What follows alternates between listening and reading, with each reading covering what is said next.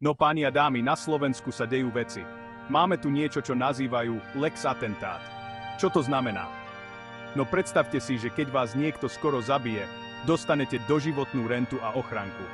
Áno, počuli ste správne, doživotnú rentu. Lebo nič nehovorí bezpečnosť ako kopa peňazí a chlapi v oblekoch, ktorí vás sledujú na každom kroku. Ale to nie je všetko. Nie, naši drahí ústavní činitelia tiež dostanú ochranu ich domov. Lebo vieš, stavať šibenice pred domami politikov je už pase. Čo ďalej? Zakážeme ľuďom nosiť transparenty s nápisom zlodej? A najlepšia časť? Všetko to zaplatia daňoví poplatníci.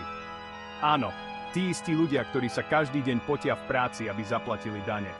Čo dostanú na oplátku? No, viac policajtov na uliciach, ktorí ich budú sledovať, keď budú chcieť protestovať. Lebo nič nehovorí sloboda prejavu ako obmedzenia. Kde a kedy môžete povedať, že niečo smrdí? A ako keby to nebolo dosť, naši milí ústavní činitelia, ktorí nám už tak znižujú životnú úroveň svojimi rozhodnutiami, teraz potrebujú viac ochrany. Lebo viete, politici v drahých oblekoch sú tou najohrozenejšou skupinou v spoločnosti. Nie ľudia, ktorí pracujú za minimálnu mzdu, alebo tí, ktorí nemajú na lekára. Nie, sú to tí, ktorí rozhodujú o tom, kam pôjdu vaše peniaze. Takže gratulujem Slovensko. Práve ste získali novú úroveň absurdity. Doživotná renta pre politikov a vy, daňoví poplatníci, si to zaplatíte.